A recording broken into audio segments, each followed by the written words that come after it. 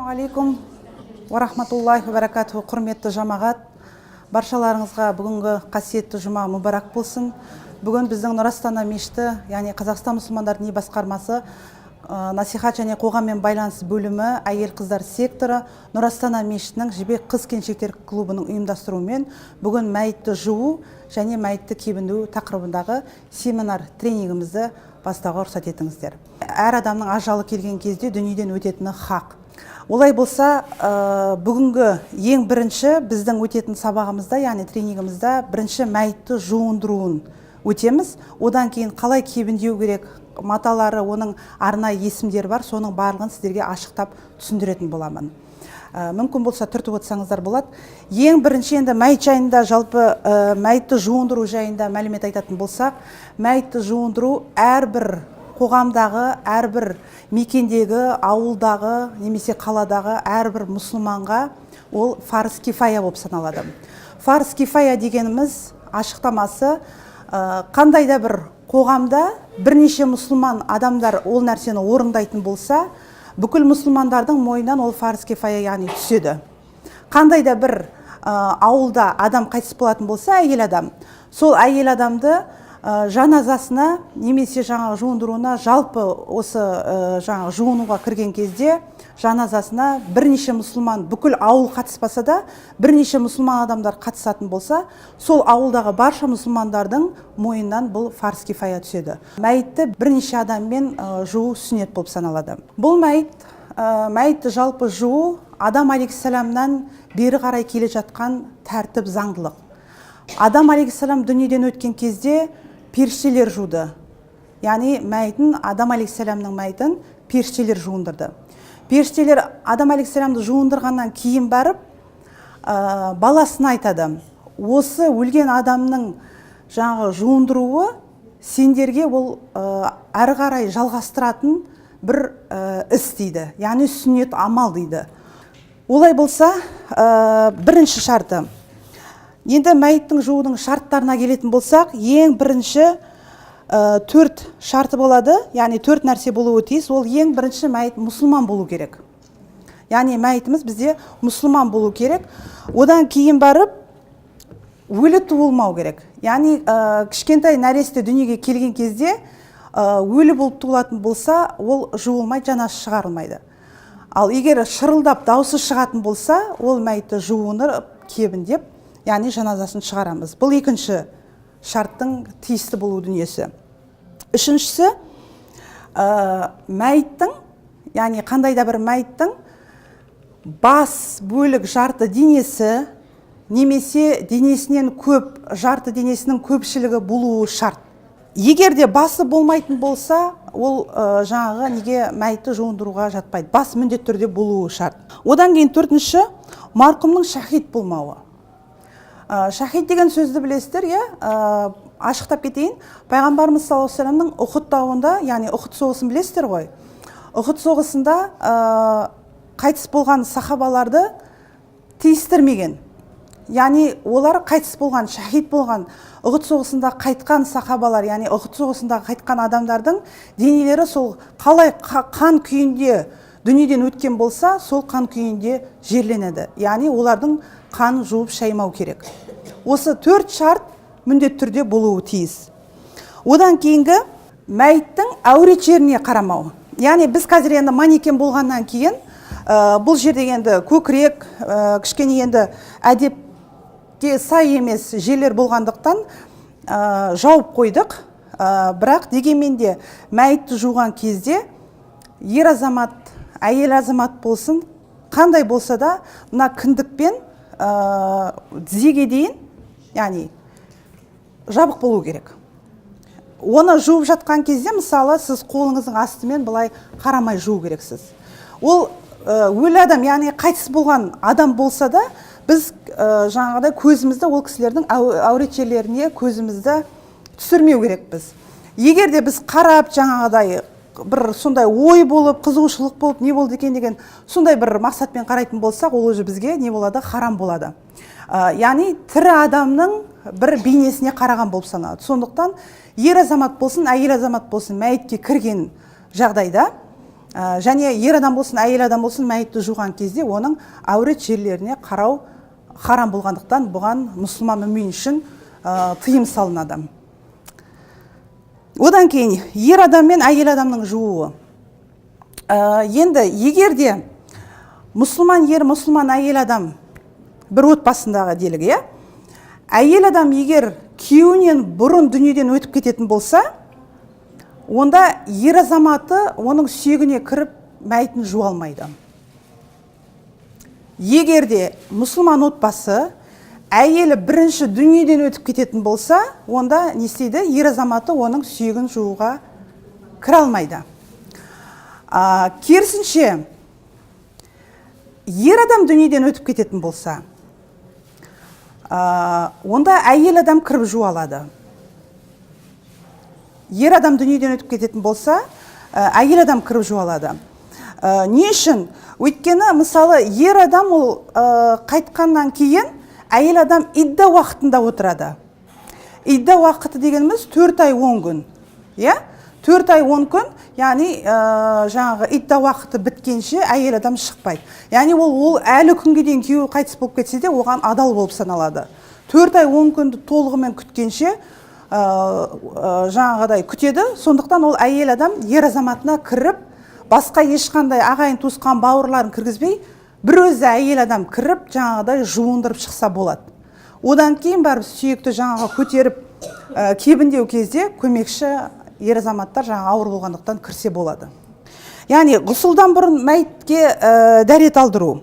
Әйелі, мысалы, біз бірінші кәдімгі намазға тұрған кезде өзіміз қолымыз жуып, аузымызбен, мұрнымызбен дәрет ала береміз, Қайтқан адам енді ол қолымен жұмыс істей алмағандықтан, ең бірінші оған жаңағыдай шүберек, міндетті түрде жуған кезде шүберекпен біз ораймыз қолымызды, немесе медициналық жаңағы қолғаптар бар ғой, соны киіп аламыз.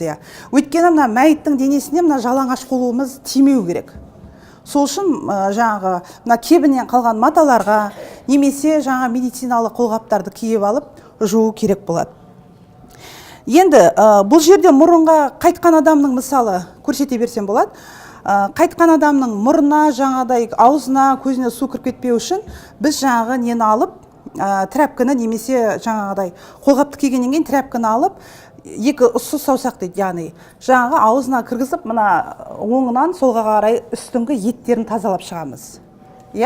Желкенбей, қорықпай, жаңағыдай нені кигеннен кейін трәпкімен дымқылдап, үстіңгі ек және астыңғы ектерді түгелмен жуып шығамыз. Одан кейін барып, мұрны, оң және сол мұрнына мәсіх тартамыз, яғни ішіне жаңа матаны дымқылдатып, сүртіп шығамыз. Міне осылай ең бірінші дәрет алып алу керек болады. Дәрет алған кезде ең бірінші аузымен мұрнын жуу керек болады, сол саусағымен. Бұлай істеу бізде мұстахаб амал болып саналады, яғни жақсы амал болып саналады. Одан кейін тағы бір нәрсеге мән беру керек, мәйітті кем дегенде 3 қайтара жуу керек біз. Яғни бірінші жуып шығамыз, сабынмен, кәдімгідей әртүрлі жаңағы үстегі ластық нәрселерді кетіру үшін. Егер қатты лас болатын болса, 1-2 рет сабынмен жуамыз, одан кейін 3-ші таза сумен шаямыз. Бұл жерде ескертетін нәрсе 3 рет жуылу керек. Егер де 3-тен аз, немесе 3-тен көп болатын болса, бұл болмайды. Сол себепті 3 рет жуу керекпіз, сосын тақ болу керек саны. Егер 3 рет жуып, 4-ші рет тағы да шайып қоятын болсақ, онда 5-ші рет тағы 1 рет қосымша шаямыз. Түсіндік қой, негізгі мәйіттің жуы 3 рет жуылады. 3-тен аз, немесе көп те жуылмау керек. Егер байқаусыздан жаңағыдай немесе бір жерлер таза болмай 4-ші рет шаятын болсаңыз, мәйіттің сүйегін, онда 5-ші рет тақ қылып, тағы қосымша 5 рет толығымен жаю керек болады. Одан кейінгі тағы шартында иіс майымен себу. Иіс май дейді, яғни жуындырып болғаннан кейін 3-ші рет жуып атқан кезде суымызға қандай да бір әтірлер, немесе жаңағы майлар болады ғой, алкоголсіз дейміз, ішінде спирті жоқ, сондай майларды, суларды әдемілеп ішіне жаңағыдай нетіп, құйып, сол сумен, әтірмен әдемілеп ішіне құйып жуып шықсақ болады. Мәйітті жуған кезде суымыз жылы болу керек. Өйткені ғұламалар мәйіттің суын жуған кезде жылы сумен жуу керек дейді.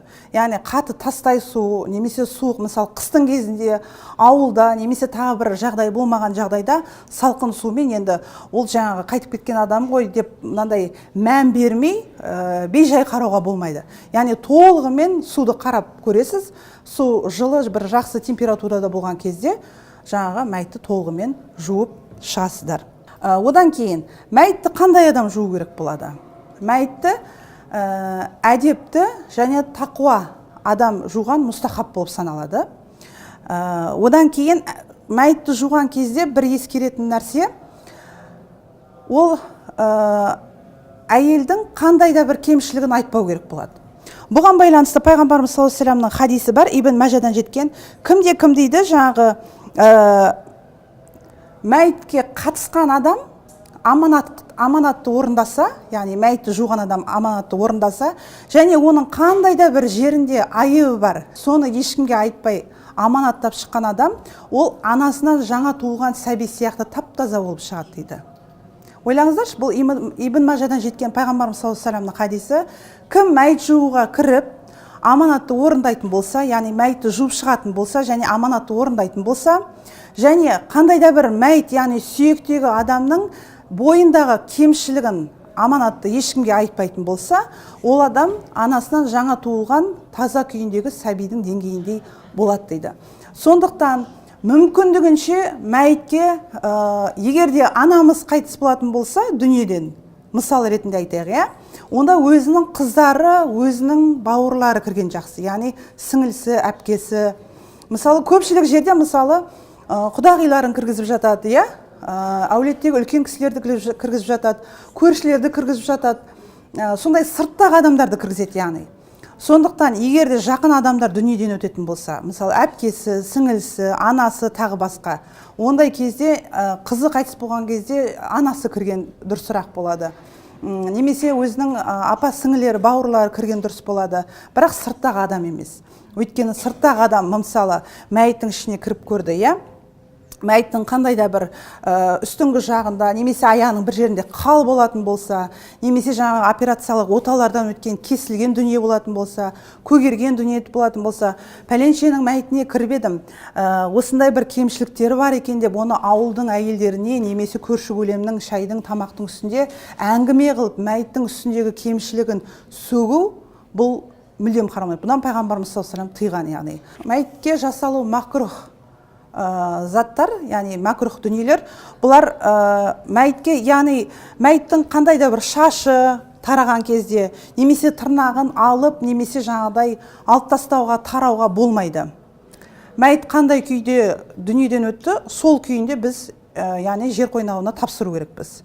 Шашын тарап, немесе кішкене қиып, немесе жаңағыдай қандай да бір тырнақтарын, басқа бір түктерін, қол асты жаңағы күн түспейтін жерлер, түктер, оларды қырып тазалап ешқандай нәрсе жасалмауы керек. Қандай күйінде көз жұмды, сол күйінде жуындырып кебіндеуіміз қажет болады.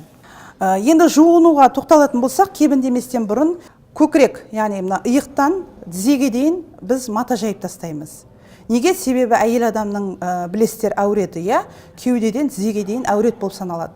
Сондықтан қыз балалардың арасында бір-бірінде жаңағыдай ішкі киіммен олай ашық-шашық жүруге болмайды, өздеріңіз білесіздер. Сондықтан мәйітті қойғаннан кейін жылы суымызды дайындап алдық, сабын суымыз жанымызға келіп алдық.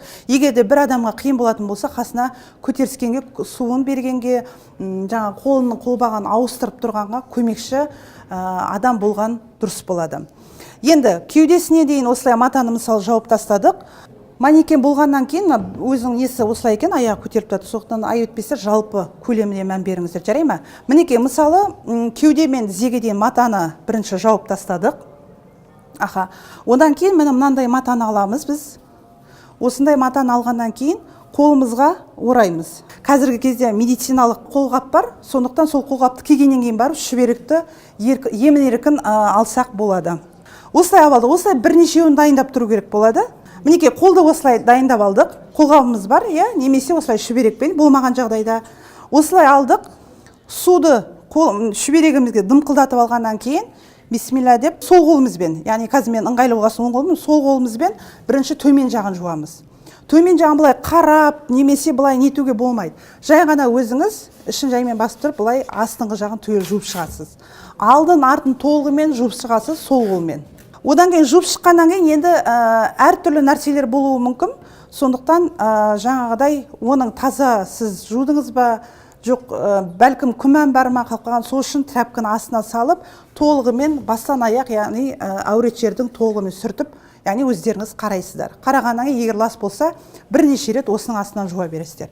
Бұны жуып болғаннан кейін қолбақ міндетті түрде ауыстырылады. Негізі түсінесіздер ғой, екі қолбақ киілу керек. Маған қазір ыңғайсыз болғаннан кейін біреуін ғана кидім, бірақ оң қолда және сол қолда болу керек болады. Так, енді төмен жақты біттік. Төмен жақты біттік. Енді бас жағына келеміз. Бас жағына келген кезде ең бірінші жаңа айттым, екі саусақты алып, арнайы мұрынға, ауызға бөлек-бөлек тряпканы қоямыз. Мысалы, ауызға мынаны бірнеше рет саусақпен орап алдық та, алғаннан кейін ең бірінші ол кісінің аузының ішіне саламыз қолымызды. Яғни салғаннан кейін оның сол қарай түгел етін жуу керек болады. Желкенбеу керек, яғни үрейленіп, қорқақтанып, тек бер жағын ғана жуып тастамау керек. Кәдімгідей тісі енді протез болса алынады ғой, жалпы ектерді, еттерін, үстіңгі және астыңғы мына тілдерінің астын бірнеше рет.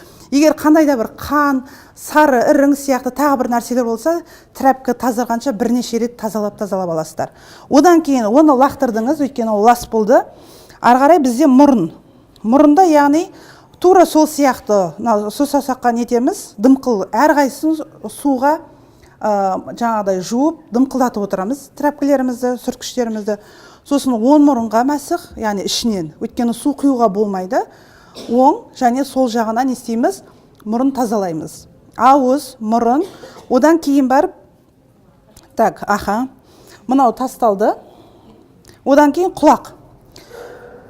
Құлақты да бірінші оң жағын жуамыз, одан кейін сол жағын. Ішіне қарай қолды саусақпен кіргізіп, айналасы, сосын жаңағы мынандай нелер бар ғой, жандары. Соның барлығымен былай толық астына дейін түгел сырға болған не болған болатын болса, солардың орындарын жаңағыдай барлығын сырға бәрі алынады, бірақ дегенмен де тесіктерін бәрін айналасын түгел екі жағын жууымыз қажет болады. Одан кейін барып шашын жуасыздар, яғни басын жуған кезде жаңа айттым, тарауға болмайды. Басты тараған кезде, жуған кезде жуып, сосын екіге бөліп, екі жағынан бұлай шаш бірдеңені тартып алмау үшін кішкене мұқият болу керек болады. Өзінің ретімен, өзінің несімен алға қарай, артқа қарай жаңағыдай тартып жуып алмайтындай қылып жуып, кәдімгідей шампундап, кәдімгі басты қалай жуамыз әдеттегідей, дәл солай жуып бірнеше рет, одан кейін барып сабынмен, несімен жуып, суымен шайып тазалап тастаймыз. Одан кейін ол жуылған тряпкілердің барлығын бөлек тастай бересіздер. Одан кейін барып жаңа немен қолғамызды ауыстырып отырамыз, кезек-кезек екеуін. Ең бірінші мәйіттің оң жағынан бастаймыз. Так, енді оң жақ болғанда мына кісінікі мына жағынан болып тұр, сондықтан ар жағынан шыға алмайтын болғаннан жалпы былай көрсетейін. Ең бірінші оң жағымен жуған кезде сіздер оны оң жағымен жуу үшін оны сол жағына қарай не істеу керек болады? Аудару керек болады. Мысалы, жай ғана, енді мен сіздерге мына арт жағы не болмау үшін көрсетіп жіберейін. Мәйіт болатын болса, мәйітті аударасыздар. Сол жақ береген алдында оң жағы үстінде болады. Ең бірінші, яғни біз оң жақтан ғұсыл қойған кезде оң жақтан бастаймыз. Бісмилля, мына арт жағын былай жауып қояйын. Мінекей, яғни әурет жері жауап болады арт жағында. Осылай оң жағынан жатқызғаннан кейін бірінші оң жағынан су ағызамыз. Су ағызған кезде, енді қараңыздар, артына су толығымен бармайды ғой деп, мәйітті екпетінен жатқызуға болмайды. Бұлайынан не істеуге болмайды? Бұлай мәйіт жабататын болсақ, бізде үлкен қателік болады. Сол үшін тек қана қырынан, оң қырынан ғана қоямыз. Одан кейін барып, мінекей бастан аяқ, яғни қолымен бүксеге дейін, аяққа дейін бірінші оң жағымен 3 рет жуып шығамыз. Сумен өтіп шығамыз. Одан кейін барып, қайтадан кері жатқызамыз да. Жатқызып болғаннан кейін, енді қараңыздар, мынау манекен бізде қатып тұрғаннан кейін, негізгі оң жақты жуып болып жатқызғаннан кейін барып, мәйітті біз отырғызу керекпіз, яғни сүйендіру керекпіз. Сүйенуді білесіздер ғой, сүйеніп былай отыру. Сүйендіресіздер де, сүйендіргеннен кейін былай отырғызасыздар. Мысалы, міне отырғыздық дейік. Көмекшілер ұстап тұрады, отырғаннан кейін барып, оң қолмен ішін сипайсыздар. Ішін сипап, сосын басасыздар. Өйткені мына мәйіт жатады ғой, жуындырып жаңа ең бірінші төмен әуре жақты жудық. Мәйітті тұрғызып отырғызған кезде былай, ол іш қысылады бізде. Іш қысылғаннан кейін, яғни қандай да бір истинжа жасау дейміз ғой. Қандай да бір ластықты іштегі тазалау. Яғни астындағы нәрселердің барлығы төмен қарай ағылады. Отырғызып, ішін сипап, ішін басасыздар. Отырған күйінде. Басасыздар да, сосын таза трәпкімен аласыздар да, астыңғы жағын былай көресіздер сүртіп. Егер қалған нәрсе болатын болса, онда астыңғы жағын шайып жуып жібересіздер. Содан кейін қайтадан ішін сипап, қайтадан жуып көресіздер. Уже таза болатын болса, егер жуып болғаннан кейін таза болатын болса, ондай кезде қайтадан мәйітті не істейміз? Жатқызамыз. Жатқызғаннан кейін барып, қайтадан сол жағына, яғни оң жақ бүйрегіне жатқызып, солға қарай не істейміз? Жатқызамыз қырынан. Бұл жақта да тоже жаңағыдай әурет жері жабық болады. Одан кейін сол жағынан оң жағына қарай не істейміз? Су құйып шығамыз. Яғни оң жағы бірінші шайылады, екпейтінен жатқызбаймыз. Отырғызып, ішін сипап, истинжа жасаймыз. Яғни тазартамыз іштегі қалған нәрстерді. Одан кейін шайып тазаланғаннан кейін жатқызып, қайтадан істейміз, оң жақ бүйрегімен жаңағыдай сол жағына қарай бұрылтып жатқызамыз. Сол жағына жатқаннан кейін тағы да бастан солға қарай, яғни қолы көтересіздер қолдарын. Барлығын не істейміз? Жуамыз кәдімгі. Трәпкіні тазартып отырамыз әлсін-әлсін. Одан кейін не істейміз? Барлығын түгел дымқыл трәпкімен денелерін жуып болғаннан кейін сол жағын тағы да аяғына дейін суды құйып шығамыз. Осылай суды қимас бұрын, яғни жаңағы бүкіл денесін, басты бәрін жуғаннан кейін айтып жатқан кезде енді сіздерге ескертіп кететін нәрсе, мынаның барлығын кәдімгі дене жуғандай көкіректерін, ішін, кіндігін, әртүрлі кір нәрселер қалып қалмау үшін. Бүксе сандарын, оң жақ аяқ араларын барлығын түгел, өкшелерін түгелмен істейміз, барлығын түгел жуып шығамыз. Ең бастысы, бірінші рет жуған кезде сабынмен міндетті түрде жуасыздар. Егер де сабынмен кір кетпеген жағдайда 2 рет жуасыздар. Одан кейін әбден тазаланғаннан кейін барып, жаңағыдай толығымен жылы сумен әртүрлі майлармен не істейміз? Жаңағыдай бірінші оң жақ отырғызып, ішін сипап, іштегі ластық дүниелерді шығарып шайып, одан кейін сол жақ бетіне жуып, барлығын жуып шайып, түгел бастан аяқ шайып шығамыз. Жаңа айттым, 3 рет жуамыз кем дегенде, үшіншінде жаңағыдай толығымен шайып шығамыз осылды. Егер де 4-ші рет су құйып қоятын болсақ, онда оны қалдырмай болғаннан кейін тағы да 5-ші рет тақ сандармен 5 рет жуатын боламыз. Негізінде 3 рет жуу бізде кифая фарз болып саналады. Сондықтан мәйітті жуудағы негізгі ережелері осылай болады бізде. Кейін жуындырып біткеннен кейін барып, жаңағы таза трәпкі шүберектерді аламыз да, оның мәйіттің жаңағы денесін істейміз, жаңағыдай сүртіп шығамыз. Яғни дымқылдатып, барлық жерін жуып жаңағы болғаннан кейін құрғақ қылып бәрін түгел сүртеміз. Үстіндегі су ешқандай қалмау керек. Толығымен істейміз, сүртіп шығамыз. Одан кейін барып, мұрнына, екі құлағына, жаңағыдай немізді, матамыздың қалғаны болады ғой кішкентай. Соны әдемілеп, өзінің жаңа құлағына, мұрнына келетіндей қылып, оң жақ және сол жақ құлақтарына не істейміз, оны тығып, мұрнына, құлақтарына тығып қоямыз. Одан кейін біздің мәйітіміз жуу дайын болды. Бұдан кейін денесін кептіргеннен кейін жерге не дайындап қоямыз? Кебін дайындап қоямыз. Енді кебіндеуге келетін болсақ, бізде кебіндеуде әйел адамда 5 түрі болады. Кебіндеудің ол жаңағы ең бірінші лифафа дейді. Лифафа дегеніміз әйел адамның сыртқы орауы. Қазір бірінші үш немізді 3 жерден буындап байлайтын жаңағы жібімізді жайып қойып аламыз бірінші. Одан кейін мына ең бірінші үлкен болып жататын бізде лифафа дейді. Лифафа дегеніміз жаңағы әйел адамды орайтын ең бірінші матасы. Яғни ақ мата болу керек, ол мәрлі болмау керек. Өйткені мәрлі ол өте жұқа, өздеріңіз білетіндей, сондықтан осындай ақ мата болу керек ең бірінші. Айтқанда 25 метр мата кетеді. 25 метр матаны Аластар адамның бойы, яғни бір адамның бойы қанша болуы мүмкін мысалы. Ұзын адам болуы мүмкін, қысқа болуы мүмкін еді. Сондықтан 25 метр мата қажет болады. Ең бірінші мынандай жіптерді бірінші төсейсіздер. Бұл бізде бір жағы арқан, үшеу үлкені. Ал мына үш жіп, мынандай біздің үш жіп, бұл әйел адамның, яғни басынан, белінен және аяғынан оралатын үш жіп болып саналады. Осыны бірінші, ең бірінші кілемнің үстінде осыны қоямыз. Одан кейін лифафа дейді. Лифафа дегеніміз әйел адамды, яғни орайтын мата. Бұл біріншісі болып саналады.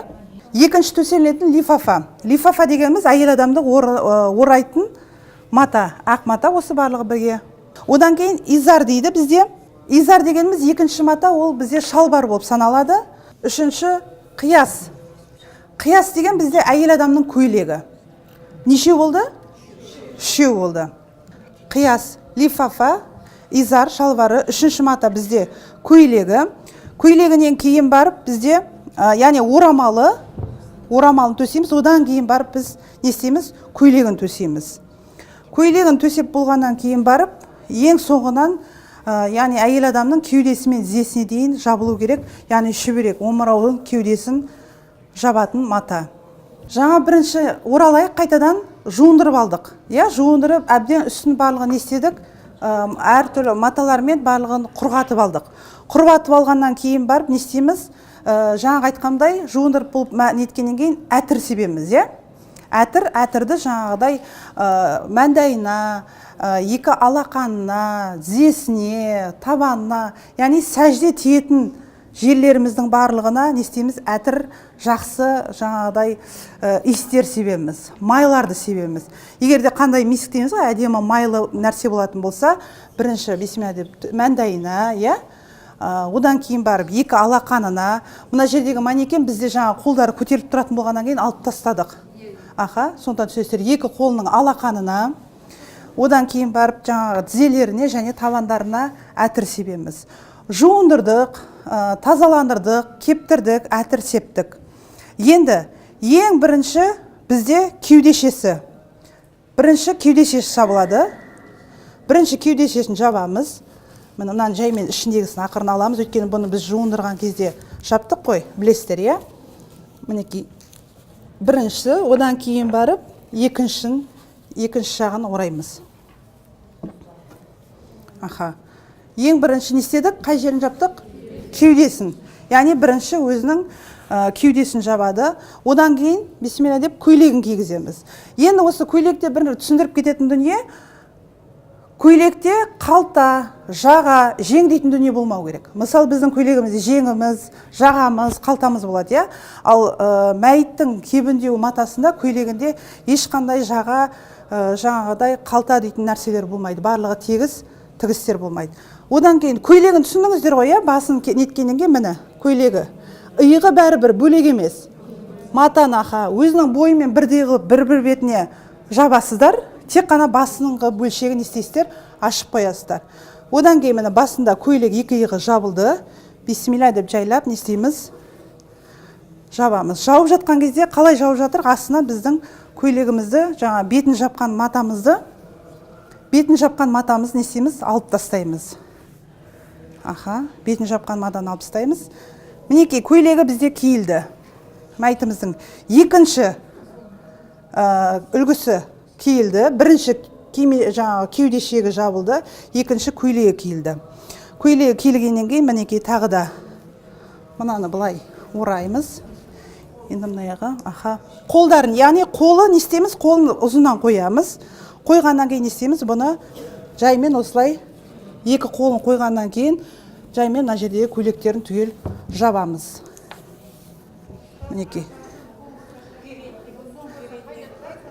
Сабыр етіңіздер, қазір оған келеміз. Так, мінекей, осылай көйлегі киілді. Кигеннен кейін енді шашқа келдік. Жаңа шашын екіге қойдық, Екіге қойғаннан кейін мына шашын жайлап алып, мына кеудесіне қоямыз жай.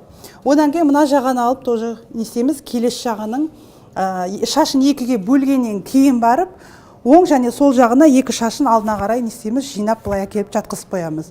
Яғни оң жағы және сол жағы көкірегіне қарай жауып қоямыз. Оң жағы және сол жақ көйлегін қоясыздар.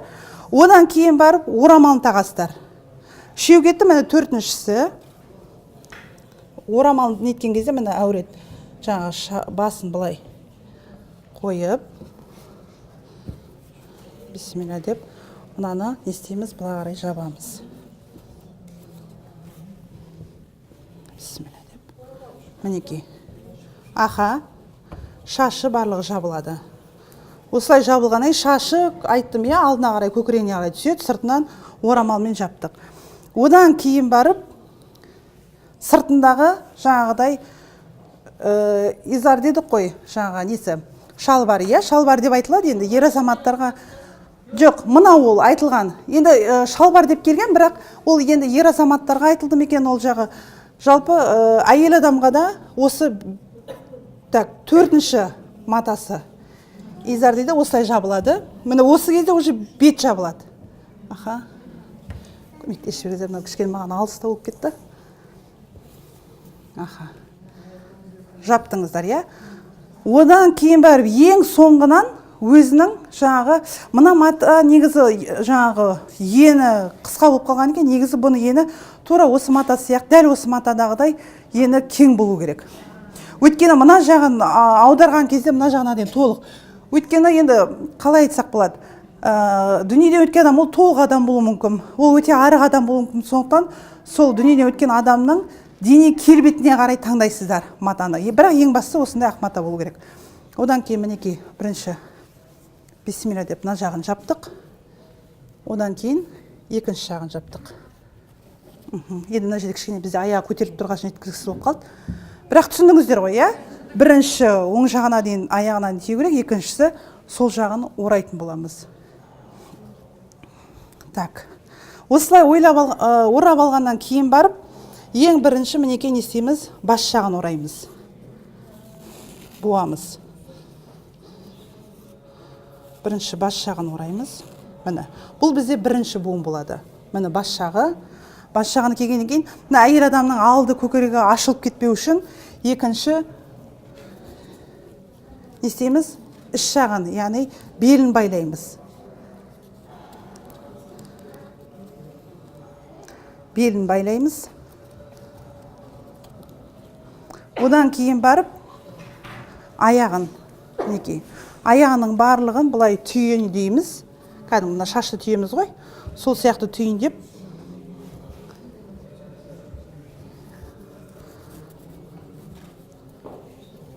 осылай түйіндеп байлаймыз. Яғни біздің кебініміз осылай үш бөліктен байлану керек. Бас аяғы, бел не үшін? Өйткені әйел адамның, енді ер адам болсын, әйел адам болсын, белі матасы жаңа көтеріп жатқан кезде, тағы бір нәрседе жаңағыдай табытқа салып жатқан кезде ыңғайсызданып, ашылып кетпеу мақсатында осыны үш жерде міндетті түрде байлауымыз керек болады. Аха, ішін, яғни іші байланады, бел іші. Одан кейін енді мына жердегі маталары бұл енді жаңағы кілемге оралады ғой. Кілемге оралған кезде көтеріп, сосын табытқа жаңағыдай жер астына салған кезде, яғни топыраққа жерге апарып, қабірге салар кезде осы материалмен жаңағы матамен көтеретін болады. Бірақ негізгі сіздердің білу керектеріңіз, бұны енді ер азаматтар көтеріп алып кетеді, сіздер кемдеп болғаннан кейін шығып кетесіздер бөлмеден. Сіздер ең бастысы осы 5 матамен жабу керек боласыздар. Аха. Қабірге осылай жатқызылады, аха. Қабірге барғанша кілемнің ішінде болады. Жаназасы оқылған кезде кілемнің ішінде болады. Одан кейін уже жаңағыдай неге мәйітке апарған кезде, яғни жер асты қойнауына жақындаған кезде, енді бұл сөз маған айту өте бір қиын болып тұр қазір. Сондықтан сол жақ түсіндіңіздер ғой жалпы, иә? Аха, сондықтан апарғаннан кейін арқарай уже ер азаматтардың құзырында болады. Біз тек ер азаматтарға дұрыс жуындырып беруіміз керек тәртібімен. Ешқандай бір ескертіп кететін нәрсе, егер де әйел адамның шашы жиналған, немесе жаңағы түскен қандай да бір шашы болатын болса, өзімен бірге осы кебімге орап жіберуге болады. Яғни ғұламалар осылай, яғни шашпен бірге кебінің ішіне салып жіберуге бір ауыздан рұқсат еткен. Сондықтан енді ары қарай ең бастысы 5 несін білу керексіздер, 5 матасын рет-ретімен жуу керексіздер.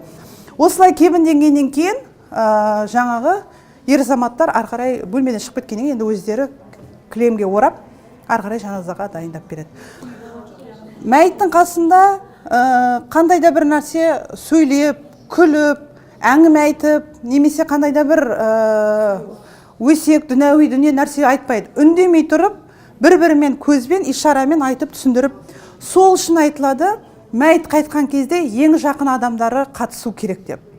Неге? Өйткені көршімен көрші келетін болса, ол адамның қандай да бір, мысалы, аяғы қисық болып жаратылуы мүмкін, басқа болуы мүмкін. Осындай екен ғой, мындай екен ғой деп әртүрлі әңгіме кетеді. Мәйітке кірген кезде ешқандай артық сөз болмау керек. Қайта дұға айтып, жақсы сөзде болу керек. Мәйітті жуындырған кезінде астында қандай тақтайлар болады дейді. Мәйітті жуындырған кезде арнайы мешіттерде арнайы мәйітті жуатын өзінің тақтайшасы болады. Яғни ол тақтайшасы жаңағы адамға ыңғайлы болып келеді, асты шұңқырлау болып, және бас жағынан аяқ жағына дейін төмен болып келеді. Өйткені басынан аққан құйған су төмен қарай ағып кететін. Кәдімгі носилка дейді, екі жағынан ұстайтын. Тура сондай мешітте арнайы осындай жуылатын тақтайшасы болады. Арнайы тақтайдан кейін алып кебінге апаратын тақтайшасы болады. Кебіннен кейін оны кілемге ары қарай қолмен алып кетеді. Сондықтан егер де осындай тақтай, басқа дүниелері қажет болған жағдайда барлық мешіттерге барып, имамдарға жолығып сұрасаңыздар болады. Олай болса, бүгінгі семинарымды аяқтаймын. Баршаларыңызға уақыт бөліп келгендеріңізге Алла разы болсын.